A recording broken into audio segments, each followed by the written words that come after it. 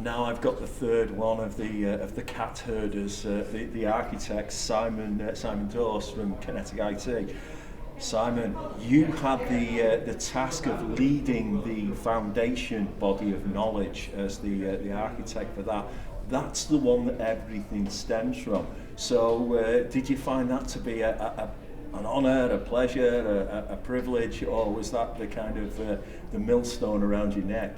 I've got to say all of the above, Barry. It's obviously it is the basis of SIAM, and we had to make decisions about what is SIAM and what isn't.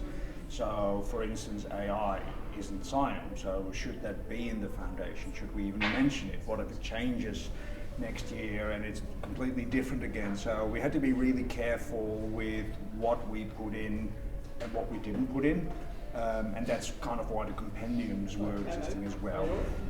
The other thing, the pleasure was that it actually was very good to start with, and a lot of that stems back from the first version from almost 10 years ago, and it was really good to see how it held up, and we just had to make slight changes. So just ask another question if you want, I'll just keep going. No, you keep going. So one of the things we found is that we've written it as SIAM is new.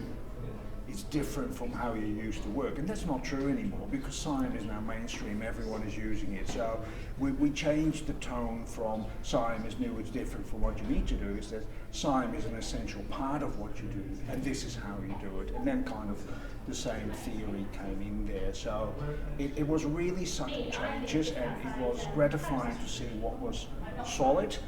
And then we go like, okay, well, this is where we kind of have to stop, because this is where it's no longer foundation, and particularly for passionate professionals, it's kind of hard to stop. So that's where the herding came in and go like, great comment, but we're going to move that somewhere else. Go talk to another group over there about a trust compendium or an AI compendium.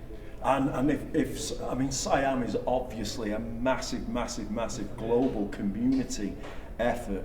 But if it were just yours, Simon, SIAM, to your plaything, what would you do with it next? Where would it go next? Oh, I think that's a really hard question in there, because like it was so solid as it was that I can't see it changing. So we have best practice is common sense written down. Common sense shouldn't be changing in there. I wouldn't expect anything different from the architect of the first one, but then again, we know things will change. Yes, because things have changed in the last couple of years, so they will change again. But you don't know what it is. So I think with the new structure, the layers that we have in the compendiums, we will be able to change quickly and nimble. And so this was a massive undertaking where we got 16 publications that we're bringing out in there. But we now should see step changes and additions to it that should keep up with the time until there comes a point where we go like, now it has really changed. But I can't see that happening